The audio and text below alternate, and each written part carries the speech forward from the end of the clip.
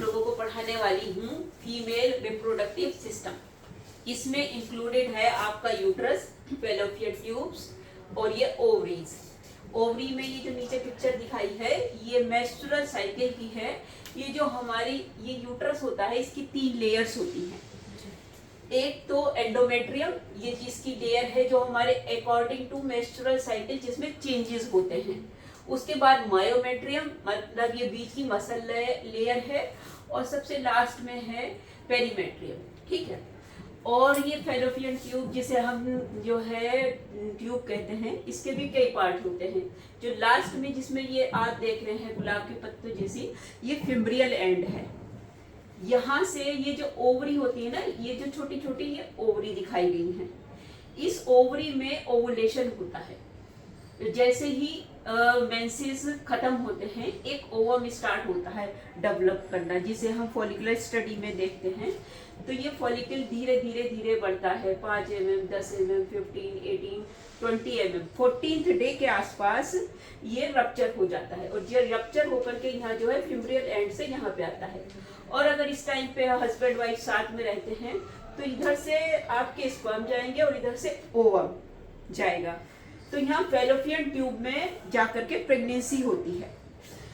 और ये जो है जब वो जाइगोट बन जाता है स्पर्म और ओवम का मिलकर के यहाँ पे फर्टिलाइज एग जो है ट्रेवल करता है फैलोपियन ट्यूब से और ये यहाँ पर इम्प्लांट हो जाता है आपके एंडोमेट्रियम में। नॉर्मल यही प्लेस है।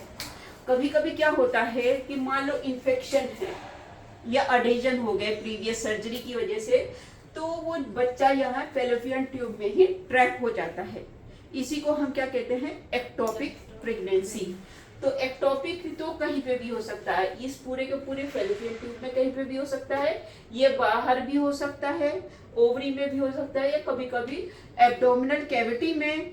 मान लो यहाँ से ओवम तो रिलीज हुआ ओवरी से और स्पर्म भी यहाँ से बाहर निकल गया और जा करके वो लीवर में, स्प्लीन में, इंटेस्टाइन में भी इम्प्लांट हो जाता है। तो इसको भी हम एक्टोपिक प्रेगनेंसी ही करेंगे।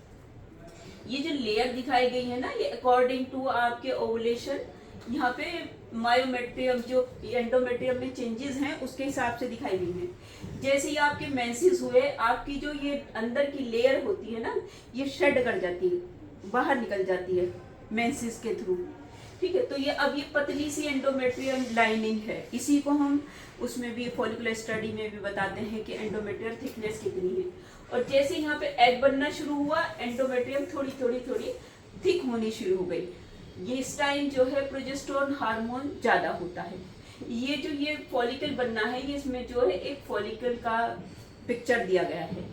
तो इसमें ये बाहर जो है इसके डिफरेंट लेयर है, कोरोना रेडिएटा, और ये इसमें सेल मेम्ब्रेन है। यहाँ पे जो ये छोटा सा पीस दिखाया गया है ये मेन ओवम है, ये बाकी ऐसे सिस्ट है, फॉलिकुलर सिस्ट है।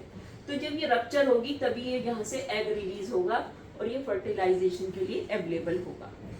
और यहाँ इधर एंडोमेट्रियम में ये चेंजेस होते रहेंगे, जैसे जैसे ये एग बड़ा होगा, जैसे ही रप्चर हो जाएगा तो इस रप्चर्ड जो वो फॉलिकल होगा ये कार्पस ल्यूटियम बनाएगी।